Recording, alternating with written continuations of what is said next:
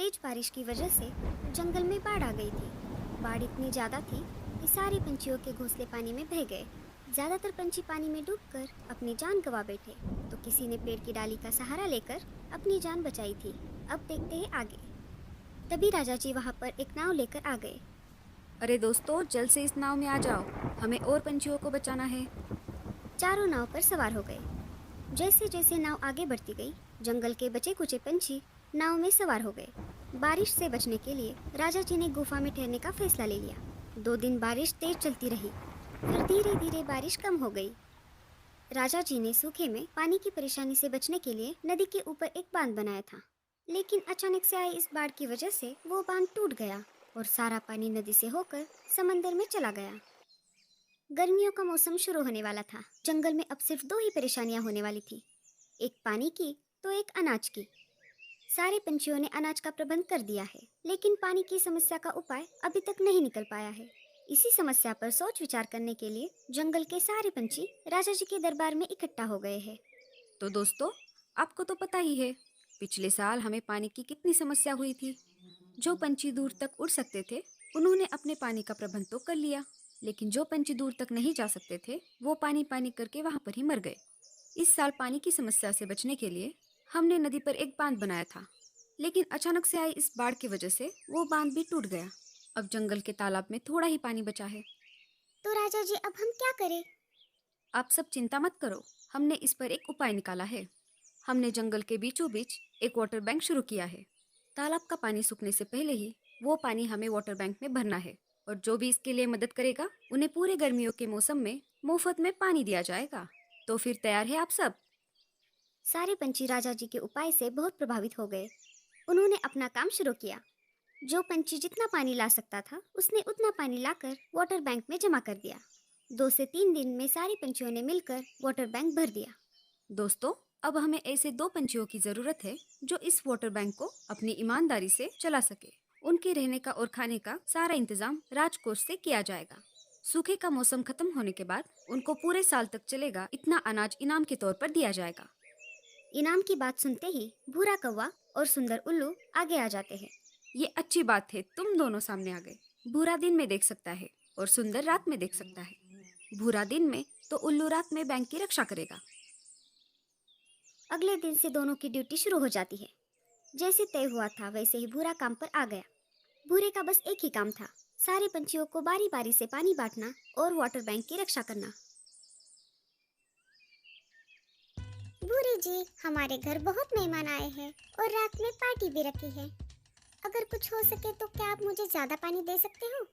तभी एकदम से भूरा इधर उधर देखने लगा। अरे जाने मन, जरा धीरे से बोलो। अगर किसी ने सुन लिया तो हम दोनों का भविष्य खतरे में आ जाएगा। और कौन से मेहमान आने वाले हैं? क्या तुम्हें देखने के लिए लड़के वाले आ रहे हैं? अरे नहीं नहीं, मुझे नहीं, मेरे बहन को। तो फिर ठीक है, तुम्हें जितना पानी चाहिए उतना दे दूंगा। इतना कहकर भूरा उसकी दोस्त को बहुत सारा पानी दे देता है। मीनू मौसी उन दोनों की बात चुपके से सुन रही थी। मुझे तो पहले से ही शक था तुझ पर। तू इतना बेईमान है, इसकी रक्षा कैसे करेगा? और तूने पहले ही दिन ये साबित भी कर दिया। और कल मुही तू, हम उधर मर मर के पानी भर रहे थे, तब तो तू नहीं आई। कल मुही कही थी। मीनू मौसी, उसे कुछ मत कहो ना। भूरे जी, अब आप ही देख लीजिए, मैं तो चली। मुझे देखने के लिए, अरे मेरा मतलब मेरे बहन को देखने के लिए लड़के वाले जो आने वाले हैं। मीनू मौसी, मेरी बात सुनिए ना। तो कुछ मत बोल भूरे, ये बात मैं जाकर राजा जी को बताने वाली हूँ। नहीं नहीं मीनू मौसी, आप राजा जी को कुछ मत बताना। आप जैसा कहेंगे मैं वैसा ही करूँगा। ठीक है, इस बार मैं तुम्हें माफ कर देती हूँ। अब मुझे पानी दे दो। आज से तुम्हें मेरी सारी बातें माननी होगी। हाँ मीनू मौसी, ये लो पानी, और ये बात यहाँ पर ही रफा दफा कर दो। मीनू मौसी बहुत सारा पानी लेकर खुशी खुशी अपने घोंसले में आ जाती है। ओई माँ, मर गई रे। मेरे पेट में अचानक से दर्द कैसे शुरू हो गया? लगता है मेरे पेट में जो भूरे का सीक्रेट है, उसी वजह से ये दर्द हो रहा है। ये बात मुझे किसी को तो बतानी ही पड़ेगी, तभी ये दर्द शांत होगा। मीनू मौसी सीधा निकल के राजा जी के पास आ जाती है। राजा जी शाही भोज का आस्वाद ले रहे थे।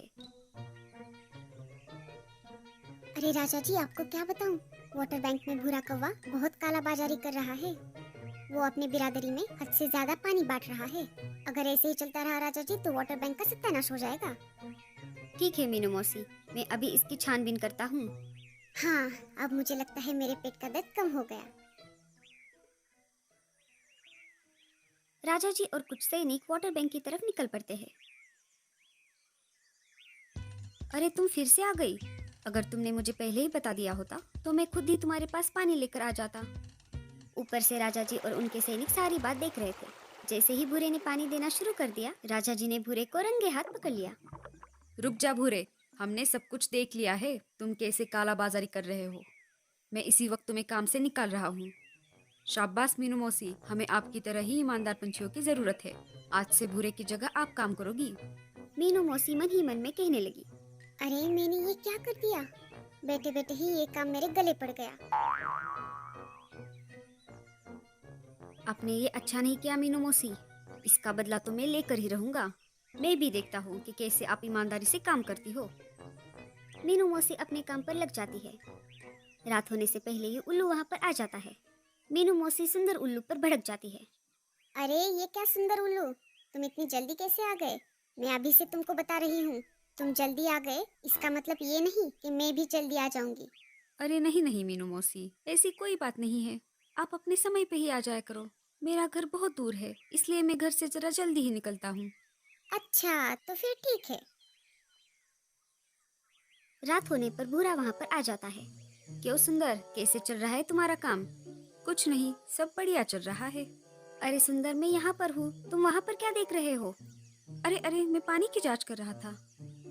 मुझे कुछ तो गड़बड़ लग रही है। चलो मैं अपना अपना काम कर लेता हूँ। ऐसा कहकर भूरा वहाँ से चला जाता है। अच्छा हुआ भूरे को पता नहीं चला कि मैं रात का अंधा हूँ। सुबह होते ही मीनू मौसी की ड्यूटी शुरू हो जाती है। अरे ये क्या हो गया, सारा पानी कहाँ चला गया? मीनू मौसी के ऐसा कहते ही सारे पंछी वहाँ पर आ जाते हैं। क्या हुआ मीनू मौसी, आप ऐसे रो क्यों रही हो? अरे बेड़ा गर्क हो इस उल्लू का। अरे नाश मिटे, ये तूने क्या किया? सारे चकित होकर वाटर बैंक की तरफ देखने लगे। उन्होंने देखा तो वाटर बैंक का पानी सारा गायब हो गया था और कुछ पानी जमीन पर फैला हुआ था। अरे कल मुहे, तू रात में कहाँ गया था? क्या घोड़े बेच के सो रहा था जो ये सारा पानी खत्म हो गया? मुझे तो लगता है ये तेरी ही चाल है। सारे उल्लू रात में देख सकते हैं, पर मैं ऐसा उल्लू हूँ जो रात में नहीं देख सकता। मैं रात का अंधा हूँ। उल्लू की ये बात सुनकर सारे पंछी आग बबूला हो गए। सब शांत हो जाओ, सुंदर ने ये सब किया, ये उसकी मजबूरी थी। ये सब उसने जानबूझकर तो नहीं किया। अब हम सबको इसका उपाय ढूंढना पड़ेगा। कालू कौवे को वाटर बैंक की तरफ एक अलग ही पंछियों के पंख दिखाई देते हैं। लाडू, ये देखो, ये काम हमारे बाजू वाले जंगल के पंछियों ने किया है और ये रहा इसका सबूत। हमें उनको रंगे हाथ पकड़ना होगा, इसलिए हमें एक योजना बनानी पड़ेगी। सारे पंछी आपस में बातचीत करने लगे। रोज की तरह सुंदर उल्लू को पहरेदारी के लिए बिठा दिया जाता है। सब झाड़ियों में छुप गए थे। तभी आधी रात को कुछ पंछी वहाँ पर आ जाते हैं। खाली वाटर बैंक देखकर वो सब चौंक जाते हैं। तभी सारे पंछी मिलकर उन पर जाल फेंक देते हैं। वहाँ पर बहुत सारे जुगनू आ जाते हैं। जुगनुओं की वजह से वहाँ पर उजाला हो जाता है। सब देखते हैं तो क्या, वो पंछी तो उनके जंगल के थे ही नहीं। तुम सब कौन हो और यहाँ पर कैसे आ गए? तुम हमारे जंगल के नहीं दिख रहे। नहीं नहीं, हम इस जंगल के नहीं हैं। हमारा जंगल तो बहुत दूर है। कभी हमारा जंगल भी बहुत हरा भरा और खुशहाल था। हम सब मिलजुल कर रहते थे, पर हमें आने वाले संकट के बारे में जानकारी नहीं थी। इंसानों की लापरवाही की वजह से हमारे जंगल का सारा पानी जहरीला हो गया। उस वजह से जंगल के बहुत सारे जानवर और पंछी मारे गए। हमें माफ कर दो, ये हमारी मजबूरी थी। हमें पता चला कि तुम्हारे जंगल में पानी की वाटर बैंक शुरू हुई है। हम रोज यहाँ आकर तुम्हारा पानी चुरा रहे थे। आप हमें जो सजा देंगे वो हमें मंजूर है। उनकी ये बात सुनकर राजा जी चकित हो गए। उनको उन पर दया आ रही थी। तुम सबने गलती तो की है, पर इसमें आप सबकी मजबूरी थी। मगर राजा होने की वजह से ये मेरा फर्ज है कि मैं आप सबको सजा सुनाऊं। मैं आप सबको इस जंगल में रहने का आदेश देता हूँ और आने वाले 2 से 3 दिन में पानी की बैंक भरने का आदेश देता हूँ। राजा जी का ये फैसला सुनकर सारे पंछी बहुत खुश हो गए। साथ ही साथ परदेसी पंछियों ने भी ये फैसला मान लिया। परदेसी पंछियों को जाल से आजाद कर दिया। आने वाले 2 से 3 दिन में सारे पंछियों ने मिलकर पानी की बैंक भर दी। राजा जी का फैसला सारे पंछियों के हित में था। इस वजह से उनको सूखे की कोई परेशानी